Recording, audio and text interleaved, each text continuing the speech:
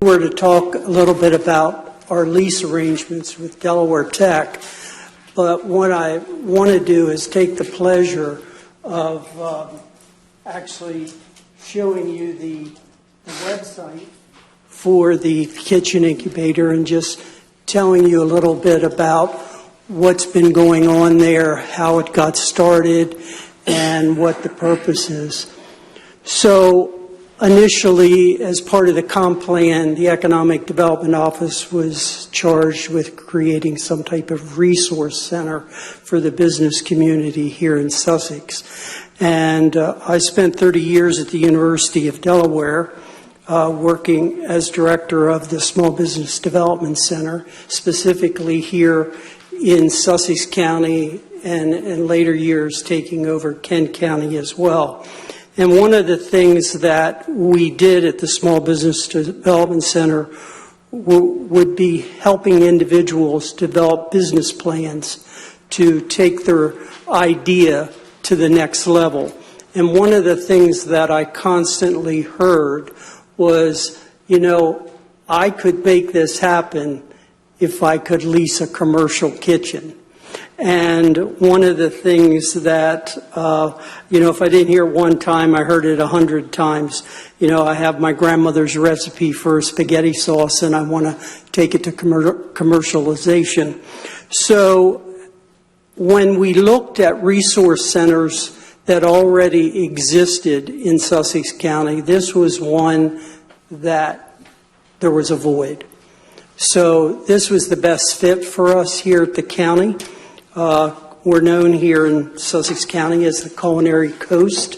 We have, as you know, we have many restaurants throughout the county. So we started working on raising money, and that was the first thing, you know, what it costs to build a kitchen and looking for a location. And that's exactly what this kitchen does. It's taken out of the mix anyone that has an idea or would like to produce a product and take it to market. They don't have to worry about building a commercial kitchen, managing it on a day-to-day basis, and working with the health department and every other agency associated with it. So we've taken that headache away from the business owner, and we've actually given them the opportunity to become a member.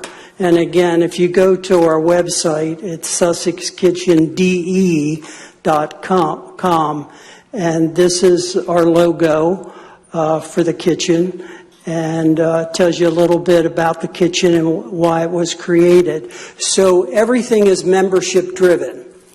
In order to use the kitchen, you must become a member. So if you're interested in becoming a member, we send everyone to the website. Everything's done online. You click on Become a Member, and we'll send you an invite. And in that invite, there's a list of things that we will need you to complete and upload into the system before you can actually become an operator in the kitchen. Health department, permit, Serve Safe certified, business license, insurance, everything that you would think they need. So once you become a member, then you have access to a schedule.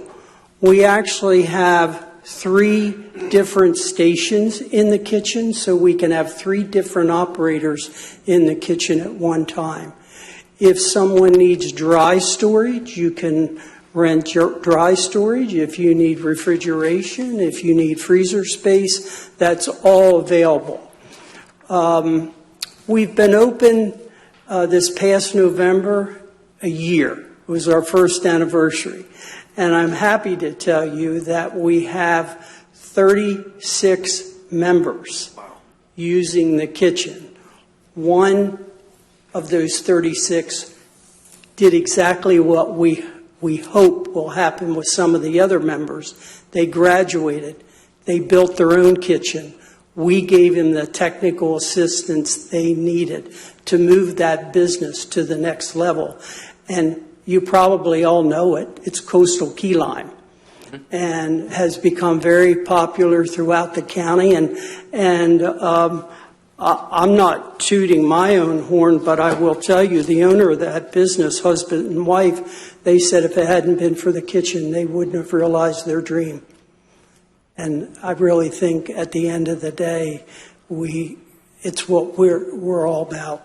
So not only do we have the existing members, we have 14 other individuals that are in the process of becoming a member.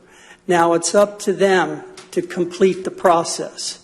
We don't, we try to push them along. We want it to happen.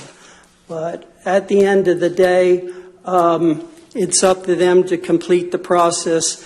If we feel within a reasonable period of time they're taking too long or we're not seeing any movement in them uploading what they need, like getting ServSafe certified. And that you can do online. We give them the resource to do it, and it's very inexpensive. So once you become a member, one of the things we have is a members page that we've added. And for some reason, the logos aren't coming up on this. Let me go back to it. But everybody, the logos do appear. For some reason, they're not here right now. But they get to write their own story and what their business is all about. So it's a way for us to push out their business from a social media standpoint. We do have a social media presence within the webs. Okay, there they are. It'll give you a little bit of an idea of some of the members. This first member here, I will tell you, she's the culinary arts instructor for Cape and Lopin School District, and she runs a private catering business. We have a bagel business, Bagel Bumps. We purchased one of the things we do, we sort of examine the type of businesses that we have coming through the kitchen. We have artisan bread businesses, and we realized we didn't have the right commercial mixer. So we got a spiral mixer, which was what the bagel industry uses in artisan bread. So if there's something we don't have, we will purchase it. And again, just so you know, this operation is being supported by a grant. So it's nothing that we have to worry about from that standpoint. It is covered, as well as minimal fees that individuals are paying to actually use the kitchen. So, there's been a lot of movement up and down the state, people changing positions, administrations changing. I thought it was important when we initially built the relationship with Delaware Tech. They had a small snack bar, and we actually were able to build that relationship with Delaware Tech. It's great. We built the kitchen. We just finished a $70,000 addition to the kitchen. So if you're a member and you reserve 3 hours in one of our stations, we will send you a code that will get you into the kitchen at 1 o'clock in the morning. So if you scheduled it for 3 hours, we give you 15 minutes on the front end. We give you a half hour free on the back end so that you can get your equipment in and get your materials out on the back end, and you have access to the kitchen. It is a 24/7 operation, and that was really due to the recent remodel that we did. So Delaware Tech has been a great partner, and one of the things that I wanted to do was secure a new lease. Our original lease was for 2 years, but I felt as people begin to change positions, it was important for us to have a long-term lease. So this new lease is for 4 years with a 4-year renewal. And it's really tied to our relationship out here to the Delaware Coastal Business Park. If you don't know, we have Delaware Tech's Truck Driver Training School out at the Delaware Coastal Business Park. And we've tied that lease and the kitchen lease together, so we're sort of just swapping funds. Okay. So I have a motion for you, back to the lease, and I know you all want to get to lunch too, as well. I have a motion. Please read your motion. Be it moved that the Sussex County Council approve the lease arrangements between Delaware Technical and Community College and Sussex County government for the purposes of operating a kitchen incubator known as the Sussex Kitchen DE, located at 21179 College Drive in Georgetown, Delaware. Pleasure of council. So moved. Second, motion, Mr. Riley. We have a second? Second. Second, Ms. Grunebaum. Discussion on the motion. Any questions? I do have a couple questions. Sure. How reliable is the grant? You know, if we're going to go out 4 years, are we assured that we'll get the grant money every year? It's a general assembly. You can't answer that question. Well, I will tell you, I feel I have positioned the county very well. We have enough money in the bank to get us through at least 3, if not 4 years, without getting, if we would lose Okay. our grant money. Okay. Second question is, actually, it's been even more successful than I anticipated. It sounds like you're knocking on the door of potentially 50 members. So I'm wondering about space and expansion, and I know you need dedicated cooler facilities for each member, or most members. So there's got to be space available for that. Is there talk of expanding, or? There is a thought process of expanding. One thought of potentially opening a second location in Western Sussex. No, that's a thought. In the Nylon Capital Yeah. Shopping Center. There is an incubator there, sort of tying it together. It's something that's going through my mind. And We get a second grant for that, or that? Well, Not necessarily.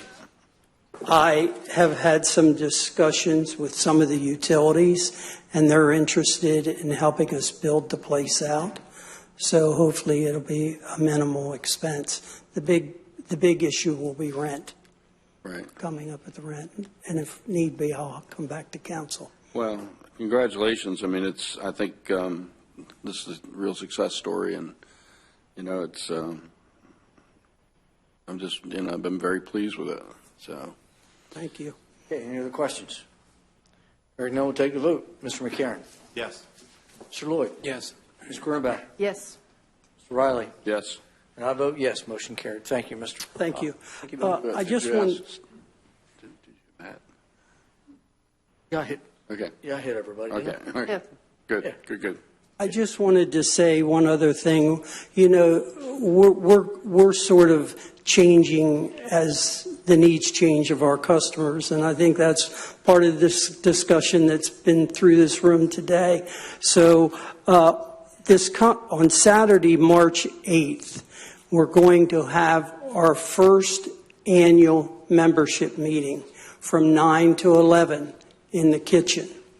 And we're bringing all the members together at one time.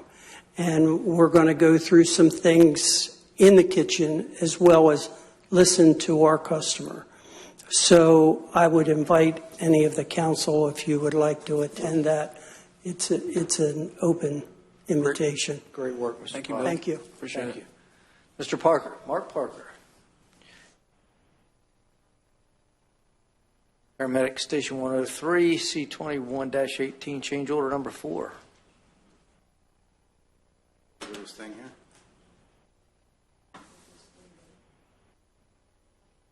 That's all right, I don't need it.